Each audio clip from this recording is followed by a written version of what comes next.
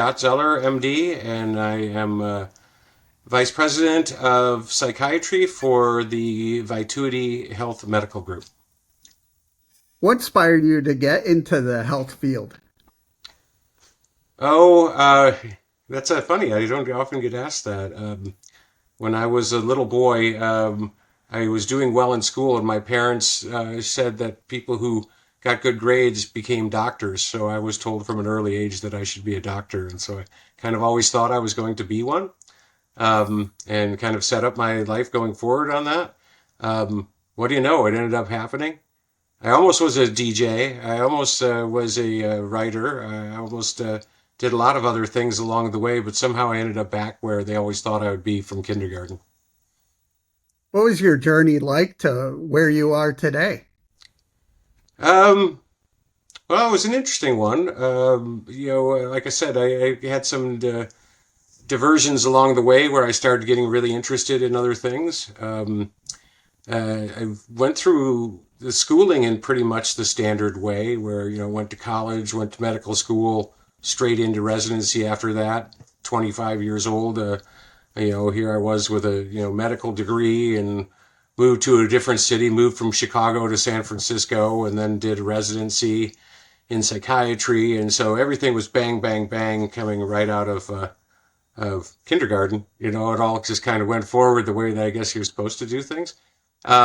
Didn't take a lot of time. Now I think people going into health fields are doing it a lot more wisely, where they're taking gap years and really finding out that this is what they want to do.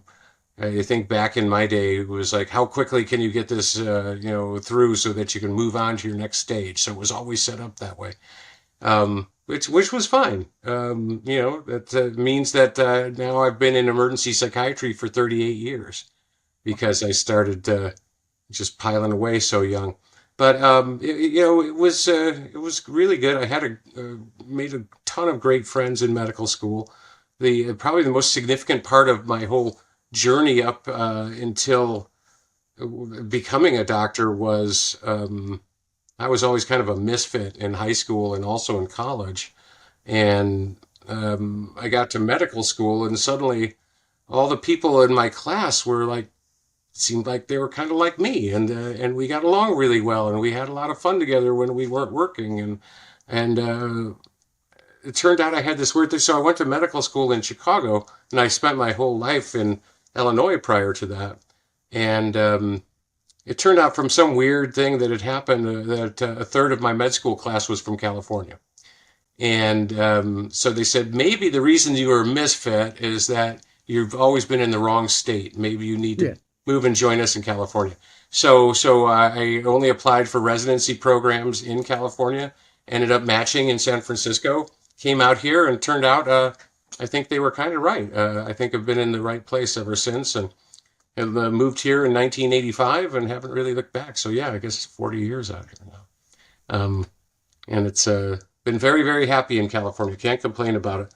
And then the rest of the journey was really finding out what kind of things in psychiatry really interested me, and I really was attracted to emergency psychiatry and felt that I was able to help people when they were having their probably worst day in their lives. And it was something I was attracted to, and I felt I was kind of decent at, and so I've really stayed with that ever since. And then, as part of being involved in emergency psychiatry, there was opportunity to do research and become involved in advocacy and be involved in coming up with innovations and everything. So that's been a lot of fun, and that's been a lot of what I've been doing the last decade or two. So the big thing that I've learned about in researching you and stuff is about empath. Can you tell me about that? Yeah, so I was mentioning a bit ago that I've been doing emergency psychiatry for many years, and EMPATH is in many ways a culmination of all the research and advocacy and things I found interesting during that time. Basically, the idea for EMPATH came from, I kept seeing all these stories in the major news and in television that were saying, well, there's this huge problem where there's behavioral health patients coming into hospital ERs around the country, and they're ending up staying here hours, sometimes days, and sometimes even weeks.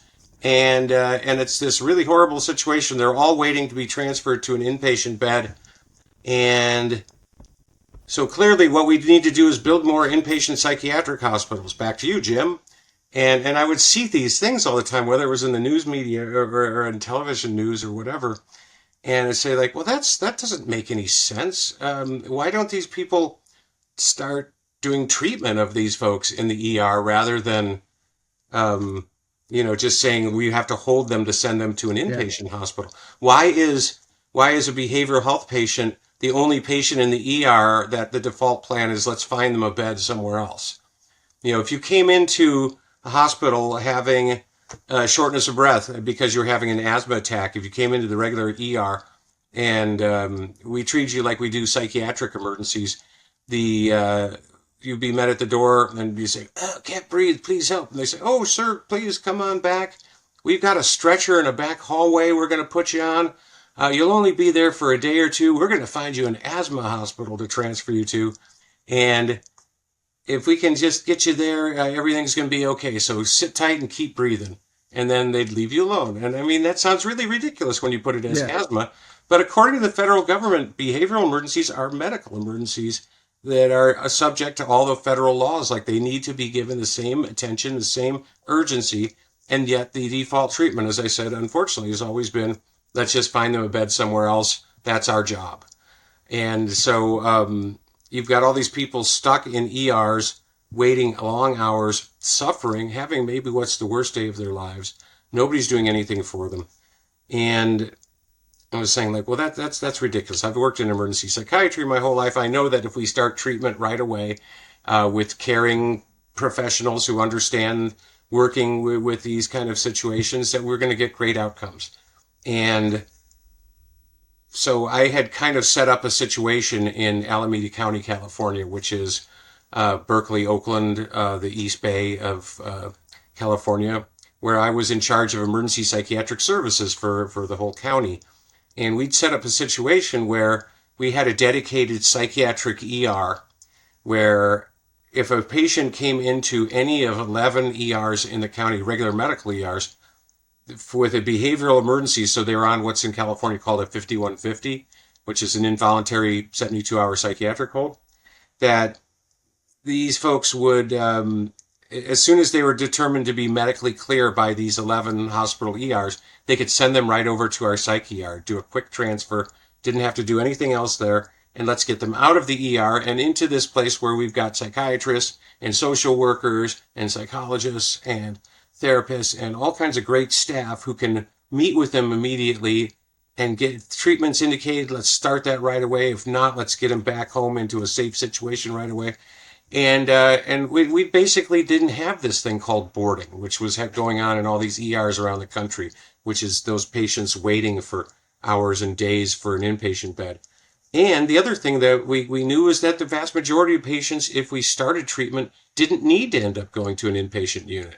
It wasn't like we were just treating them while we were waiting on them to go somewhere else. We were actually treating them with the goal of avoiding inpatient. So because I kept hearing these stories and it became like a big, huge issue within the world of emergency medicine. I said like, well, I think I've got the answer here, but nobody's going to listen to me unless I've got data. So I actually did a study that became known as the Alameda Model Study and showed that because of what we did in Alameda County, that we had basically zero boarding. The average patient with behavioral emergency in an ER only stayed an hour and 45 minutes. And they come to us and then start treatment right away, and 76% got better and were able to go home in less than 24 hours. And what a difference that is when previous in a comparable situation, that would have been 100% of those folks would have waited to go to an inpatient bed. And so think of all the better things for being a patient, which you don't have to get locked into a psych hospital for a week, sometimes 100 miles away. You don't have to, have all those kind of disruption and everything. It does, and then it's better for the ER because we're opening up beds for other patients in the ER, we're moving it out. It's better for the overall mental health system because we're not spending money we don't have to on inpatient psychiatric hospitalizations. Let's save those inpatient beds for people who really have no alternative. So it's really like a win-win-win-win across the board.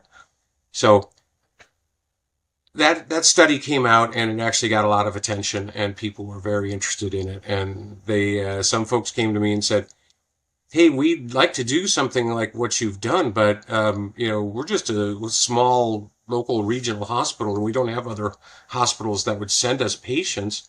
But do you think this would work if we just did it and only our ER was the feeder?"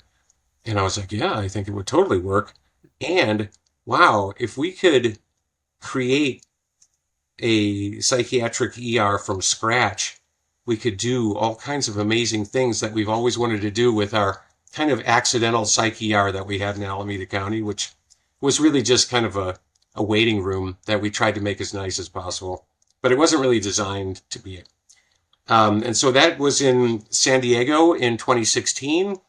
And with their support, I was able to create what was then the first EMPATH unit.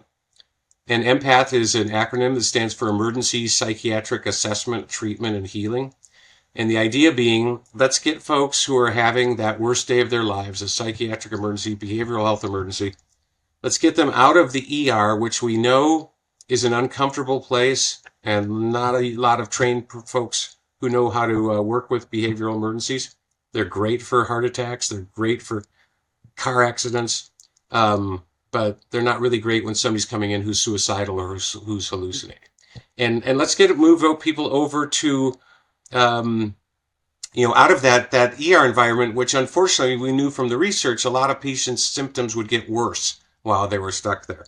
Let's move them over to this much more therapeutic environment, which is soothing, comfortable, positive, optimistic. You've got trained professionals working there. Instead of having to beg the nurse who's passing in the hallway in the ER, "Can I get a glass of water?" You can go and serve yourself something to eat or drink. You can get yourself linens. You don't ever have to feel like you're one down to anybody. You have your autonomy, and you are able to kind of feel like things are better, and you're able to make your own choices, and you don't have to just be strapped in a bed and, "Hey, if you get back in that bed or I'm calling security." Instead, we'll give you a really comfy recliner where you can sit down and engage in one-to-one therapy or group therapy, or you can get up and walk around. You can go play a board game. You can read a book. You can watch TV. You can go sit outside, or you can fold that chair flat and make it into a bed, and you can grab yourself a pillow and a blanket. You can take a nap, and that's great too. And then there's doctors and nurses and other professionals there, and they're going to see you within minutes after arrival. There's not going to be any of this, "I've been here 8 hours and I haven't seen a doctor yet." We're going to get you all treated right away. Treatment's going to start immediately. And bada bing, what do you know? When we started doing things and really focusing on it being a patient-centric model and thinking like talking to patients, understanding the things that were frustrating and difficult when they were having, a crisis. My own research, which I've worked in research on agitation and aggression my whole career, and finding the things that are triggers that cause people to get frustrated or angry or to lash out, and see if we can minimize those or mitigate those. So make it into a comfortable environment where you actually feel safe and at home, and there's other people around, so you don't feel like you're doing this all on your own. You're not locked into a cell, which an individual locked room can often feel like. Suddenly you've got this nice positive place, and people really tend to appreciate it and like it. The patient satisfaction scores are super high. The results speak for themselves at EMPATH units. Since that first one opened 9 years ago, there's now more than 50 in the United States and Canada. There's 2 in Singapore. There's going to be a couple opening in Scotland and in Australia and several other countries. Everywhere we seem to see the same kind of results, which is 75 to 80% of the people they thought needed to be hospitalized get better and go home in less than a day. That there's the same population that when they were in the ER, 15 to 20% of them needed to go into physical restraints because they're agitated or aggressive or some other reason the staff felt they needed to be restrained. Same population, EMPATH unit, 1 or 2 out of every 1,000 needs restraints. So 200 out of 1,000 or 2 out of 1,000. That's basically the difference. By changing that environment, providing prompt treatment, and having trained folks, and putting yourself in a comfortable therapeutic environment. And so it's been really amazing.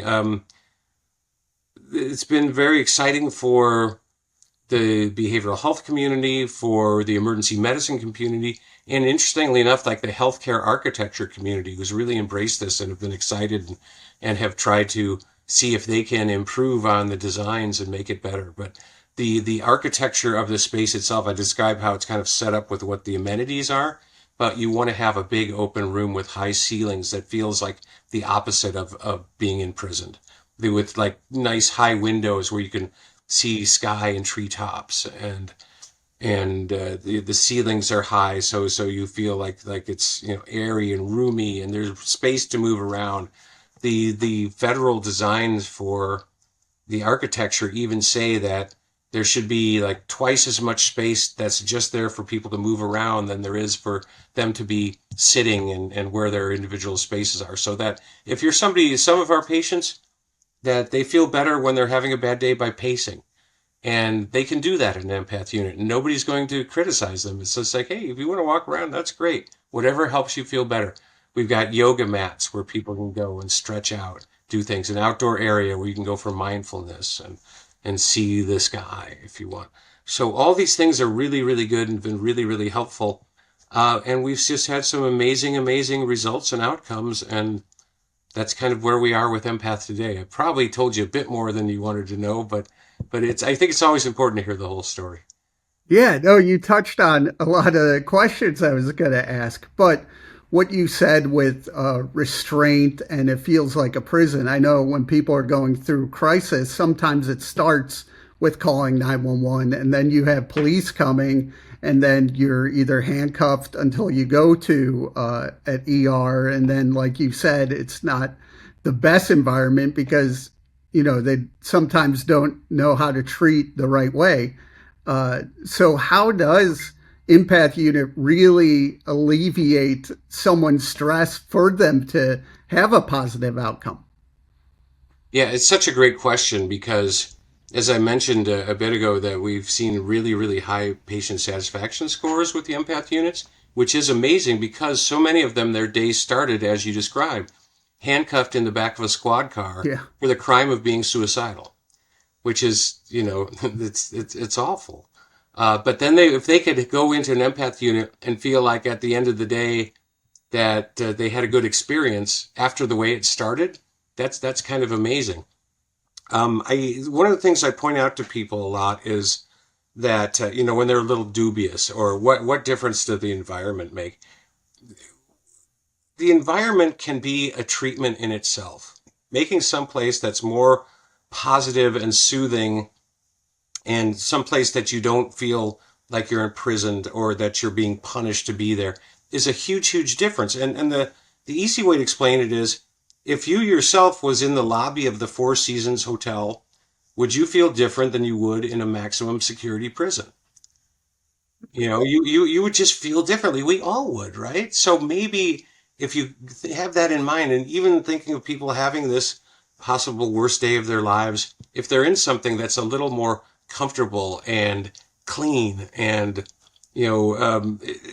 needs are met, you don't ever feel like you have to beg people for anything, or that the staff are there are jailers rather than people who are there to support you and to help you out and help you get through this. The whole dynamic changes. Too many of places in psychiatry have been, and believe me, we still talk to places that still think this is the way to do it. The nurse's station is enclosed. It's like a fishbowl. It's completely enclosed in this like thick bulletproof plexiglass. And that's where the staff all stay, and the patients are on the other side of that. Sometimes they speak to them through a loudspeaker. They don't even talk to them one to one. They'll have them come up and give them their medication through a drawer, like you're getting gas at 2 a.m. and giving them their credit card through those little drawers, right? I mean, it's the exact opposite of a positive experience, that you're actually treating people like you're afraid of them or there's something wrong with them, and you need this barrier between the two of you. And I think one of the things that empath does that really changes is the idea is that the staff are there intermingled with the patients. There's no barriers. The nursing station is open. There's no, bulletproof plexiglass. Everybody's there interspersed with each other. And it's because we're all just people and we're all just trying to get through the day and have something good that happened as a result of it. And when you have that happen, a lot of those thoughts of, well, the staff can go, whatever themselves. They don't care about me. They're against me. They're my enemy.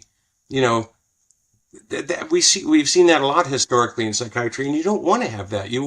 We know how much most people who go into mental health are really good, caring people, and they'd like to kind of help people in any way they can. But if you set up those barricades, it doesn't seem like that.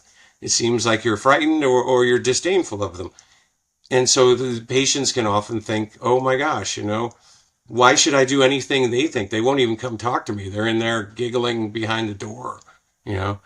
But instead, if they're interspersed with you, if they have you sit down and play a game of dominoes together or something like that and talk one to one, we're all just people.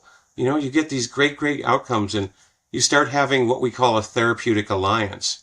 Instead of seeing staff as your adversaries, you seeing them as like, hey, they're okay. And then maybe some of the things we see that are beneficial from empath come as a result of that. Like maybe people continuing to follow up with their outpatient care after they leave empath is 60 to 90% higher than when they're discharged from an inpatient unit. Why is that? Well, maybe it's because when people are leaving, they say, hey, you know what? Those people were pretty cool back at that empath unit, and they recommended I do this and that. Maybe I should do that. Maybe I'm going to do that this time because they seem to want what's best for me, and you know, maybe I should do that this time. Maybe that's why they're coming in. They show up at their outpatient appointments far, far more frequently than inpatient discharges do. And there's been a lot of criticism about this kind of cycle that's gone on where people are discharged from an emergency or they're discharged from an inpatient hospital. They're out for a bit, then they go back into the ER, then they get admitted to the inpatient hospital again, and then it's discharged back, and this kind of endless cycle.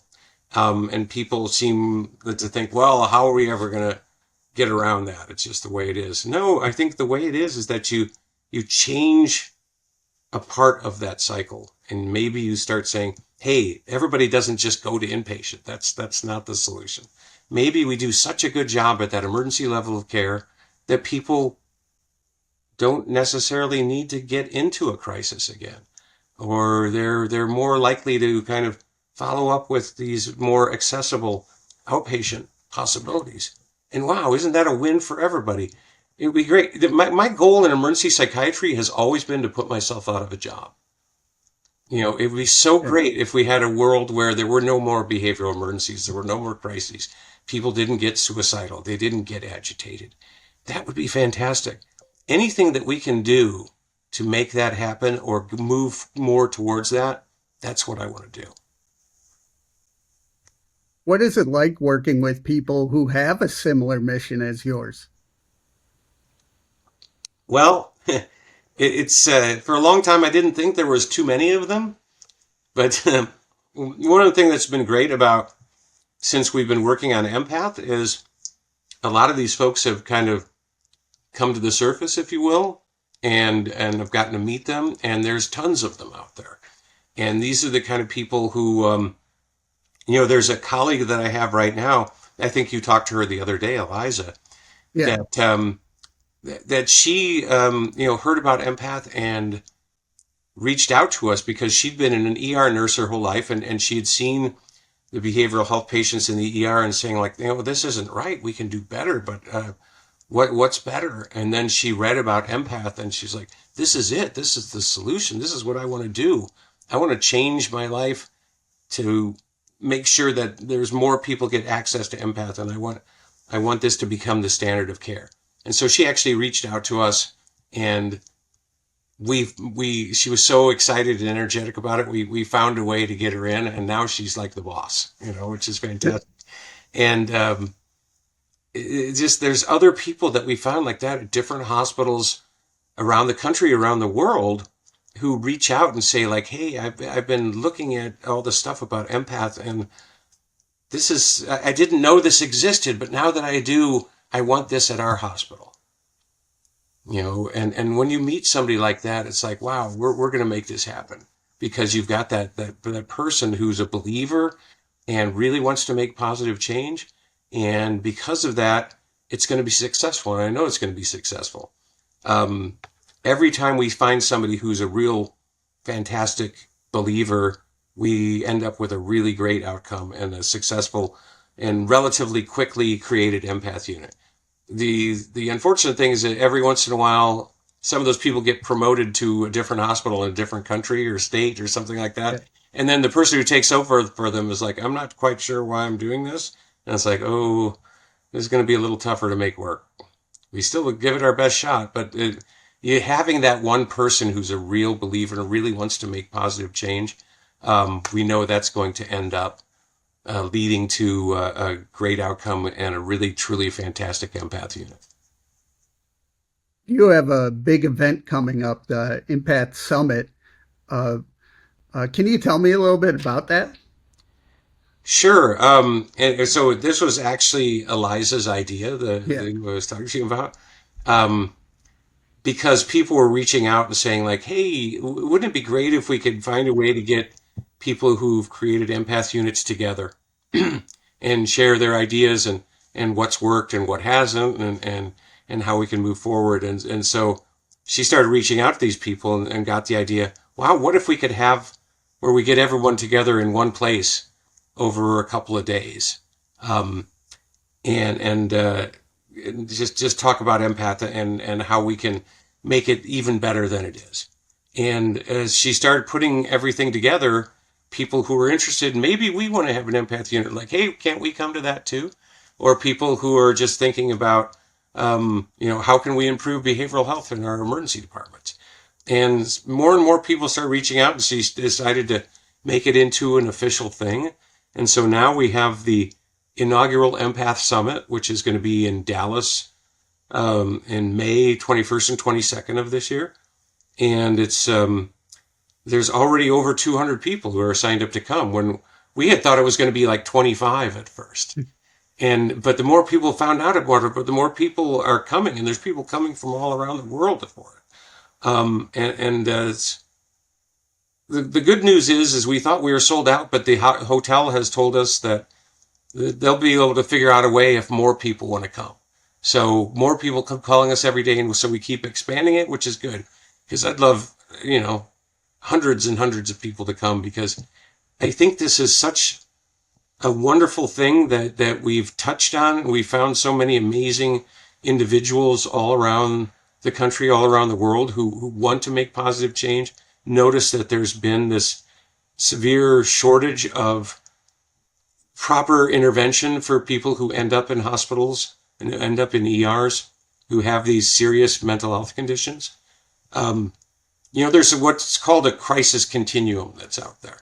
And there's a possibility that you can,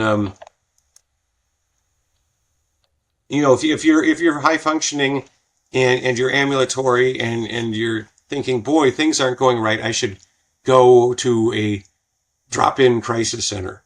That's fantastic. And we want more of that. And we want anybody who wants to access something voluntarily on their own, that should be available. Sometimes people have higher acuity conditions that are a bit too much for the drop-in counseling center. Let's say you're acutely violent. Say you're acutely intoxicated or in withdrawal. Let's say you've taken an overdose in a suicide attempt. Those kind of things are going to mean that the people coming to intervene, paramedics, police, whoever, are going to say, this is too much to take you to the community crisis center. We need to take you to the hospital ER. And sometimes that might even mean them being taken in voluntarily. My dream of all my, I've got a lot of dreams, I guess. But my dream is a day there's no more involuntary behavioral health. It'd be wonderful if that never happened again, that nobody ever had to do anything, even temporarily against their will. But it's still a reality, unfortunately. And usually involuntary patients get brought to hospital ERs. and people who have medical comorbidities or overdoses or intoxication or violence or agitation or aggression. Those folks all bypass the other parts of the crisis system and end up in the ERs.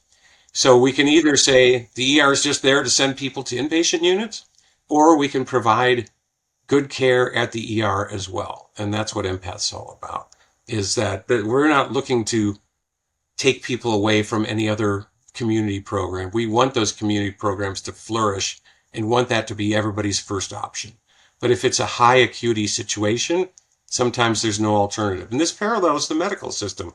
If you have something that's fairly straightforward, you can go to the urgent care. You get into a car accident or have a heart attack, you go to the ER. And so that's kind of like what empath is compared to a community crisis center, that it's there for that higher acuity. And it doesn't mean that we can't help people who have lower acuity things. I mean, you go to the ER or you're in a car accident, but you might go there with the flu too. And you can come to empath no matter what your condition is, and we're going to help you. But we're at that level of care that might not be possible outside of the hospital ER setting. And so that's kind of where that comes around. Just was great working with SAMHSA in the last year, where they had a real recognition of there was a different levels of acuity that you have in the crisis continuum, and they identified empath as kind of like that highest level of care, the hospital-based behavioral emergency stabilization unit. And so that was good to get that recognition and people kind of understanding we're not competing with other types of crisis services. We are complementary to them.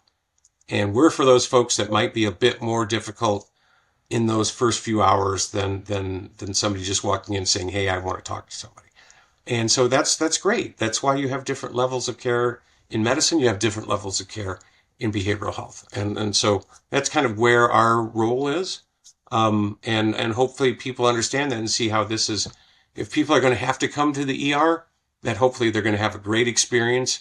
And if it's possible, we're going to avoid needing to put you in an inpatient setting, and everything is going to be good. So back to your original question, I apologize for diverging so much, but that's where all these people have come from and said, hey, I want to be part of this Empath Summit. And everybody who's seen those different levels of acuity and says, let's I want to help this level, and I want to be part of this level. And I think it's been underfunded, there hasn't been enough attention paid to it, but it's a realistic thing. And there's still far too many ERs in the country where people are just stuck there for days waiting for an inpatient bed, even more so for pediatric patients. So maybe if we come to this Empath Summit, we can help spread the word when we get back to our own communities that there is a way to fix this, and it's not ridiculously expensive to implement, and we can all do it. You spoke a little bit about your dreams, but where do you want to see your mission in the next few years? Again, a great question. I would like to see empath be considered something that is, if not in every hospital, because some hospitals may not be large enough or busy enough to justify an empath unit, but should be available to anybody in a particular region, let's say, so that everyone has it. And the thing I would compare empath to in that way is like a hospital labor and delivery unit. If you go into a hospital to have a baby, you don't stay in the ER.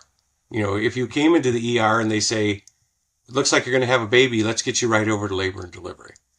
I'd like that to be empath, where if you come in, the ER doc says, looks like you have a behavioral situation, let's get you right over to empath. No delays, no waiting around, let's go around, let's get you to the right place, just like you're going to go to the right place to have your wonderful event. And I think it's a very, very good analogy in that, the ER is probably not the place you'd want to have your baby, and maybe not the place you'd want treatment for your behavioral emergency. So I'd like to see empath be kind of just thought of that as the default, that we don't think of an ER as a place that you go to have birth, and you don't go there to have your treatment for your psych emergency.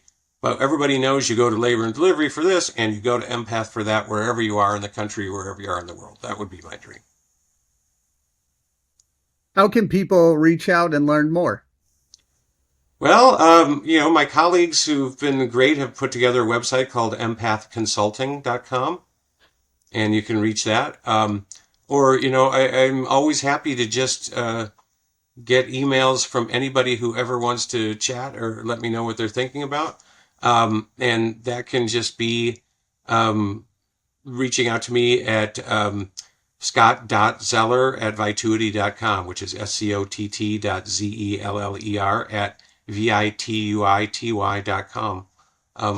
I'll answer you, and I'm never too busy to answer people who are interested in this or want to find out how maybe they can do it in their community, or just want to ask a question. It's fine, or just want to meet and talk about something or share their experience. It's a privilege to be able to do that.